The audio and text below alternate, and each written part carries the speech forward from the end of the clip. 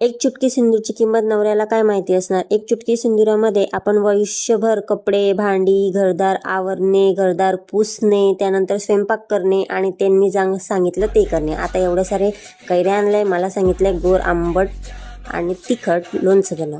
तर बनवावं तर लागणार असेल. चला मग स्टार्ट करू.